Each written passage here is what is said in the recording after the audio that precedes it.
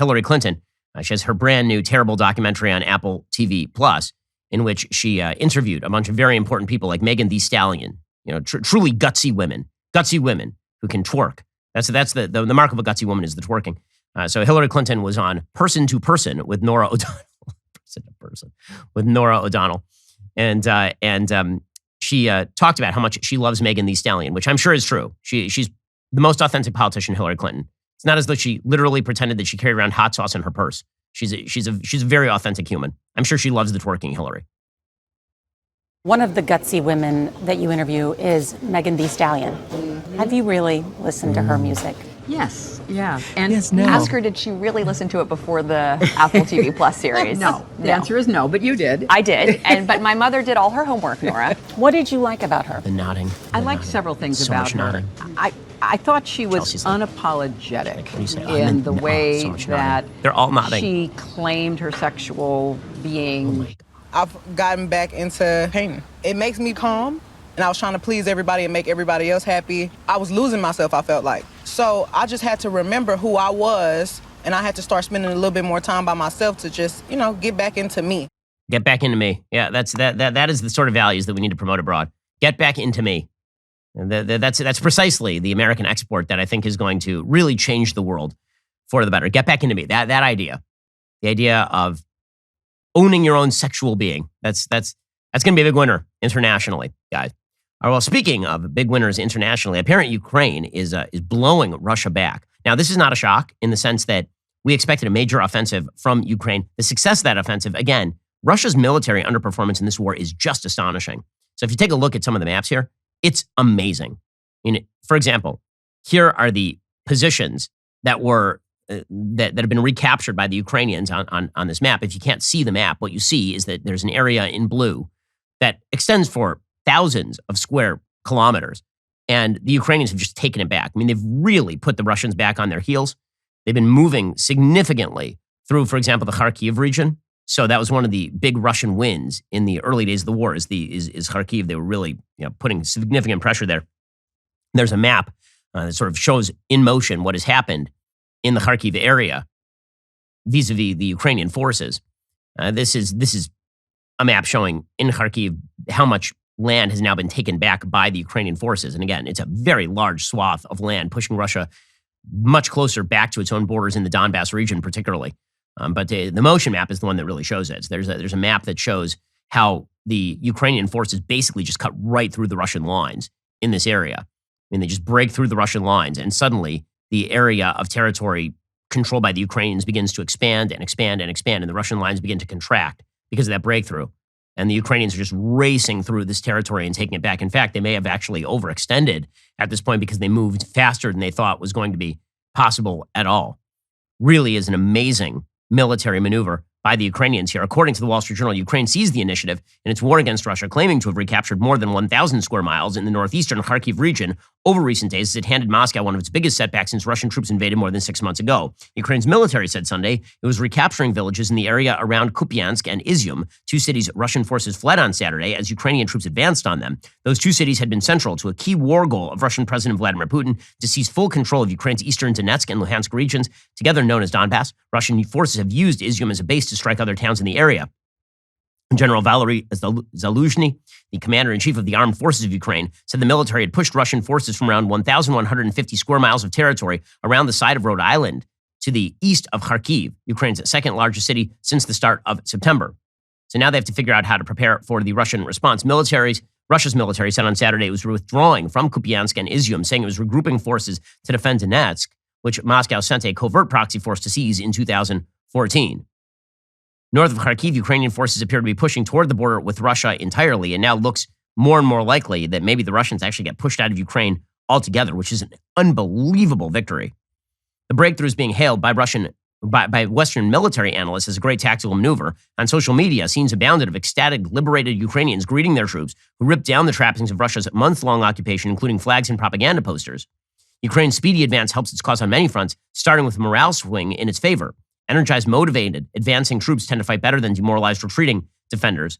The attack also appeared to be bolstering Ukraine's armories. Russian troops caught off guard abandoned ammo and weapons from rifles to tanks and artillery pieces, according to images and reports on social media as well. Outside Ukraine, its success in retaking within days territory that Russian forces spent weeks struggling to gain will strengthen Kyiv's argument it deserves armaments, funding, and moral support from the West. Zelensky has repeatedly said his country can defeat and evict Russian forces. Now that idea appears significantly less aspirational.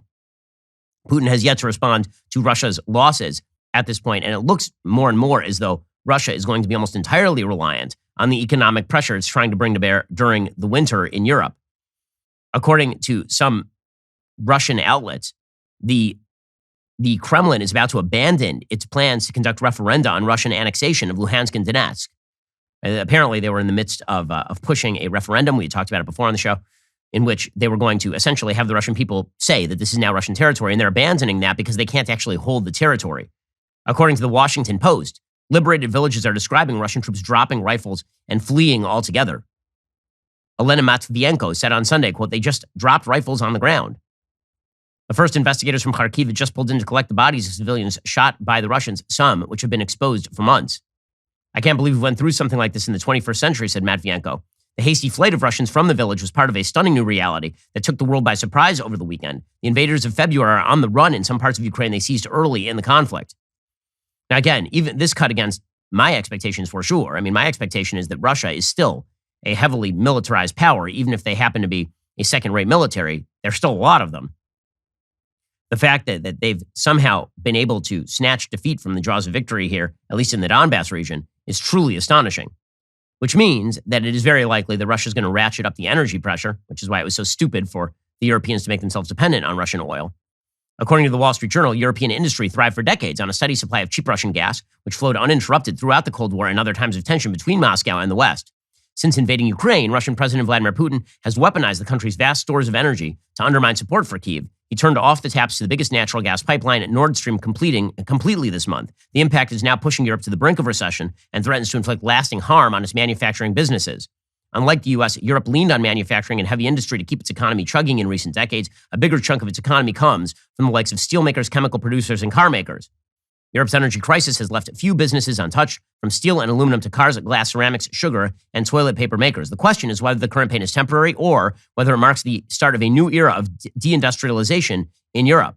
The bloc is scouring the world for alternative gas supplies, but the continent might never again have access to that cheap Russian gas. So it could be serious European economic pain, and that is what Russia is going to bring to bear here. So again, the timetable here is very fast. Europe is approaching winter very quickly, and so the Russians, turning off the gas is going to have a pretty significant impact. Ukraine has a very short window to get done what it wants to get done right here. Meanwhile, it is worth noting, I think, in kind of stunning fashion, how the Russian military defeat here is changing the world map. There's a fascinating piece that was tweeted out by Wesley Yang, who's a really good columnist, the piece is by a guy named Hu Wei. Is in March of 2022, a really prescient piece written over the U.S.-China Perception Monitor. This piece is put out by an author who is the vice chairman of the Public Policy Research Center of the Counselor's Office of the State Council, the chairman of the Shanghai Public Policy Research Association. So this is a Chinese academic. And it's a fascinating piece because it suggests the possibility that maybe China is going to have to carve off from Russia if they're this unsuccessful. Here is what this piece by a man named Hu Wei suggested. He said, the United States, if this moves forward and if Russia does not actually fulfill its intent, the United States would regain leadership in the Western world. The West would become more united. At present, public opinion believes the Ukrainian war signifies a complete collapse of U.S. hegemony, but the war would in fact bring France and Germany, both of which wanted to break away from the United States, back into the NATO defense framework, destroying Europe's dream to achieve independent diplomacy and self-defense. Germany would greatly increase its military budget. Switzerland, Sweden, and other countries would abandon their neutrality. With Nord Stream 2 put on hold indefinitely, Europe's reliance on U.S. natural gas will inevitably increase. The U.S. and Europe would form a closer community of shared future, and American leadership in the Western world would rebound. The Iron Curtain would fall again not only from the Baltic Sea to the Black Sea, but also to the final confrontation between the Western-dominated camp and its competitors. The West will draw a line between democracies and authoritarian states, defining the divide with Russia as a struggle between democracy and dictatorship. The new Iron Curtain will no longer be drawn between the two camps of socialism and capitalism. It will not be confined to the Cold War. It will be a life and death battle between those for and against Western democracy. The unity of the Western world under the Iron Curtain will have a siphon effect on other countries. The U.S. Indo-Pacific strategy will be consolidated. Countries like Japan will stick even closer to the United States, which will form an unprecedentedly broad democratic front. The power of the West will grow significantly. NATO will continue to expand. U.S. influence in the non-Western world will increase. After a Russo-Ukrainian war, no matter how Russia achieves political transformation, it will greatly weaken the anti-Western forces in the world. The scene after the 1991 Soviet and Eastern upheavals may repeat itself. Theories on the end of ideology may reappear. The resurgence of a third wave of democratization will lose momentum. More third world countries will embrace the West. The West will possess more hegemony, and China will become more isolated under the established framework.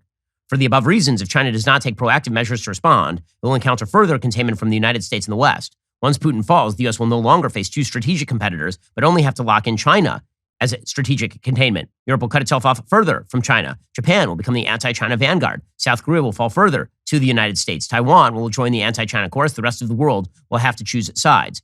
So the strategic choice presented, China cannot be tied to Putin and needs to be cut off as soon as possible. China should attempt to avoid playing both sides in the same boat, give up being neutral, and choose the mainstream position in the world.